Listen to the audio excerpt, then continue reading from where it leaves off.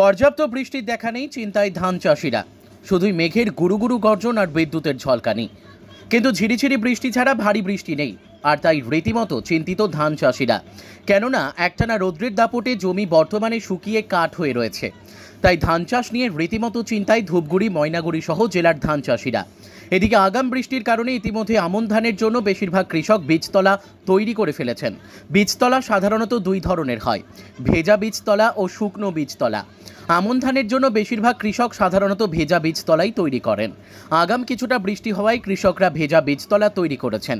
এদিকে বীজতলা থেকে ধানের চারা তুলে 3 থেকে 4 সপ্তাহের মধ্যে জমিতে রোপণ করতে হয়, তাহলে ধানের ফলন ভালো হয়। কিন্তু বর্তমানে একটানা তীব্র দাবদাহের কারণে শুকনো হয়ে রয়েছে কৃষি জমি, যে কারণে শুকিয়ে গেছে বীজতলাও।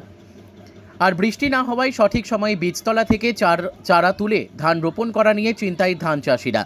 কারণ আমন ধান চাষের জন্য বৃষ্টির ওপরেই মূলত নির্ভরশীল ধান চাষিরা। তাছাড়া জলসেচ করে ধান চাষ করাটা অনেকটাই ব্যয়বহুল, যে কারণে এখনও পর্যন্ত ধান চাষ শুরু করতেই পারেননি কৃষকেরা। যদিও কিছুটা নিচু জমিতে আগাম বৃষ্টি হওয়ায় বেশ কিছু কৃষক ধানের চারা লাগিয়েছেন, কিন্তু একটানা রৌদ্রের দাপটের কারণে সেই ধান ক্ষেতও শুকিয়ে গেছে। তবে এখন সুধা পদ্ধতিতে, স্থানীয় ভাষাকে যাকে বলন বলা হয়, বীজতলা থেকে চারা তুলে নতুন করে চারা করা হয়। যদিও সেই বলন ক্ষেত বর্তমানে শুকিয়ে গেছে। স্বাভাবিকভাবেই পর্যাপ্ত বৃষ্টি না হওয়ায় ধান চাষ নিয়ে রীতিমতো চিন্তায় ধান চাষিরা।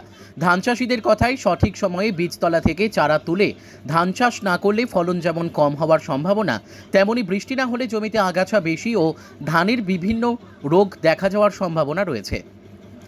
আর তাই ধান চাষিরা এখন আকাশের দিকে তাকিয়ে রয়েছেন। তবে মাঝে মধ্যে মেঘের গুরু গুরু গর্জন এবং বিদ্যুতের ঝলকানি দেখা যায়। মনে হয় ভারী বৃষ্টি নামবে, তবে ঝিরিঝিরি বৃষ্টি ছাড়া ভারী বৃষ্টির দেখা নেই। তাই কৃষকরা এখন মুষলধারে বৃষ্টির অপেক্ষায়, যাতে করে কৃষি জমিতে জল দাঁড়ায়। এরপর জমি চাষ এবং তারপর ধান লাগাবেন চাষিরা। এদিকে আবহাওয়া দপ্তর বৃষ্টির পূর্বাভাস দিলেও বৃষ্টির দেখা নেই। ছিটে ফোটা যা বৃষ্টি মাঝে মধ্যেই হচ্ছে, তা ধান চাষের উপযোগী নয়। এমনকি বৃষ্টির জন্য ময়নাগুড়ি, ধূপগুড়িতে ব্যাঙের বিয়েও দিয়েছেন স্থানীয় বাসিন্দারা। কিন্তু ঝিরিঝিরি বৃষ্টির কারণে শুধুমাত্র গরম থেকে রেহাই মিলেছে, ধান চাষের জন্য পর্যাপ্ত বৃষ্টি হয়নি। ব্যুরো রিপোর্ট, আমাদের টিভি। আপনার এলাকায় যারা ধান চাষি, তারা কি ধান লাগাতে পেরেছেন? না না, ধান এদিকে কেউ লাগাইতে পারে না, কেননা সবাই বলন দোগছি লাগাইছে, বলন লাগাইছে। তবে আগুড়ি বৃষ্টি হওয়াতে, তারপরে এখন তো বৃষ্টি নেই, ধান ধসায় শেষ হয়ে যাচ্ছে, বলন ধসা শেষ হয়ে যাচ্ছে।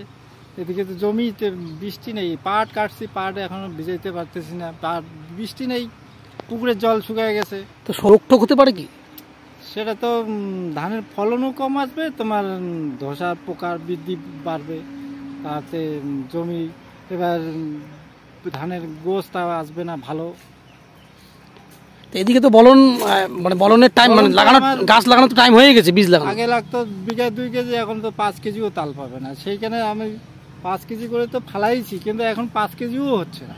আবহাওয়া দপ্তর তো পূর্বাভাস দিয়ে রেখেছে বৃষ্টি হবে, ওইটা তো আমরাও বুঝতেছি, কিন্তু বৃষ্টির দেখা নাই, বৃষ্টি হচ্ছে না, দেখা নাই।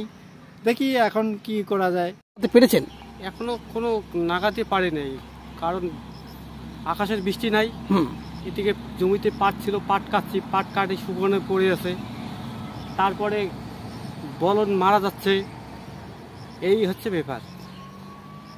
সময়তে যদি বৃষ্টি না হয়, মানে এই যে বৃষ্টিটা নেই, কতটা সমস্যা হবে কৃষকদের? কৃষকদের বহু সমস্যা পড়ে যাবে। সমস্যা বলতে এরকম সমস্যা আর হয় না। আগামী দিনে যে কি দাঁড়াবে পরিস্থিতি, মানে খুবই ভয়ানক অবস্থা। যদি আগাছা হতে পারে কি? হ্যাঁ, হইতেও পারে। কি হতে পারে?